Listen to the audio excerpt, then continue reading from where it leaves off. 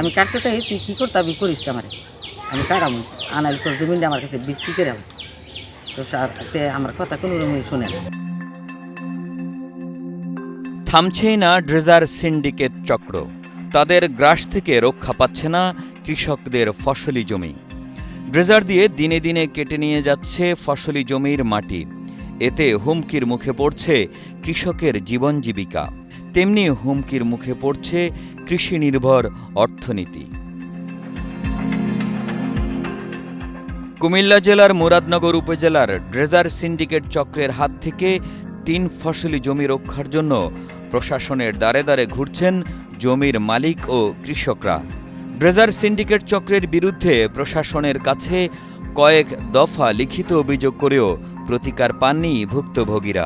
বিলগ্রামে আমার একখানি ক্ষেত ছিল, এই ক্ষেতটা এখন হ্যাঁ মাহবুব বিলাস ছেলে, হে ছেলে কইলা রেজার দিয়া বেটু দিয়া কাটছে, কাটার পরে থেকে মাহবুব সরকার জিয়া।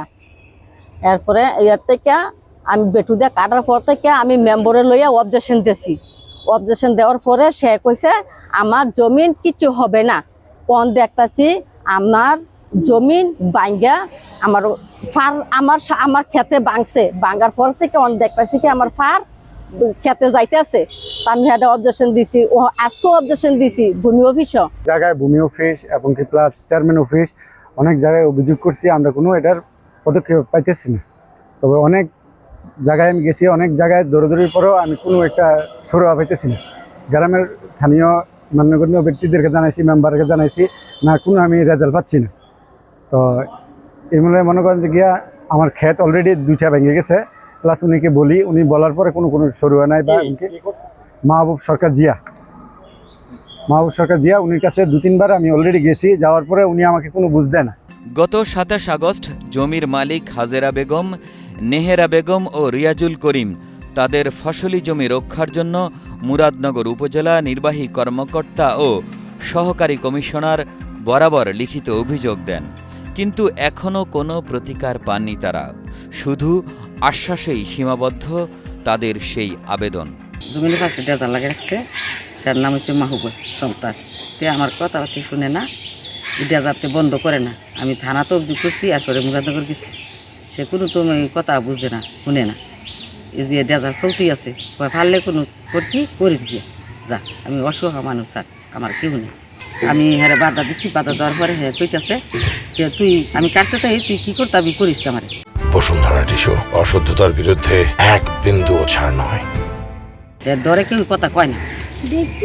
আমি বলছি সে আমি ক্ষেতের কাছে গেলে হ্যাঁ কয় ক্ষেতের কাছে আইলে তোরা মেরে হালাই দেবে, খুব হুমকি তুমকি আমার দিতেছে। সে কোনো রকমই বাধা শুনতেছে না।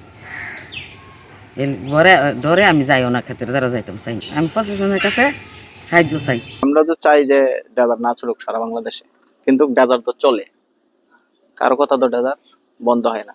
জায়গা জায়গা আমাদের পূর্বদের চলে, কয়েকবার ধর চলছে। আমরা অনেক চেষ্টা করছি, অনেকবার এই অভিযোগ দিলে ঠিকই ডেজার্ট চলে। 5 টাইপ ব্যাঙ্গে জায়গা, আবার পরের দিন ঠিকই লাগে, আবার ঠিকই ডেজার্ট চালায়। কি করলে এটা বন্ধ হবে বলে আপনার মনে হয়? আমার মনে হয় এটা সরকার প্রশাসন দেখলে ভবিষ্যৎ এটা বন্ধ হবে। এটা না, সব জায়গায় বন্ধ হবে। অন্য জায়গায় চলতেছে, আমার ইউনিয়ন আরো 2-3 জায়গায় চলতেছে, আমরা চোখের সামনে দেখা। নবী আবার চলছে, চাপুর চলতেছে। আমি পরশুদিন চাপুর গেছিলাম, চাপুরের মাঠও দেখেছি চলতেছে এটা। এলকাল চলছে, জায়গা জায়গা চলতেছে এটা।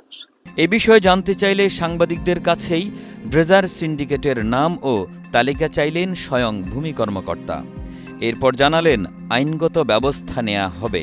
আমাকে একটু লোকেশন বিস্তারিত সহ এরকম যতগুলা স্পটে চলে, অনেকদিন ধরে চলতেছে, সবগুলা ইউনিয়নে আমাকে একটা লিস্ট দেন, প্রয়োজনে কালকে দেন বা পরশু দেন, আমি এটার ব্যবস্থা নিচ্ছি। কারণ এই ছোটা ছোটা অভিযোগগুলোতে আমাদেরও ঝামেলা হয়। যেমন কিছু ড্রেজার হইলো নিয়মিত চলে, যেমন ইউসুফনগর বিলে, তারপরে লক্ষ্মীপুরে, তারপরে এই যে আপনি যেটা বললেন এইটা, তারপর পূর্ব, হ্যাঁ, এইরকম যেগুলো একদম নিয়মিত চলে, এরকম অভিযোগ একসাথে করে সকল সাংবাদিকদের সাথে কথা বলে, যেহেতু আপনাদের একটা যোগাযোগ আছে, এইভাবে দিলে আমার জন্য সুবিধা হয়। প্লাস প্রয়োজনে আমি তাদের বিরুদ্ধে অ্যাকশন হয়ে যাব, মামলার ব্যবস্থা করব।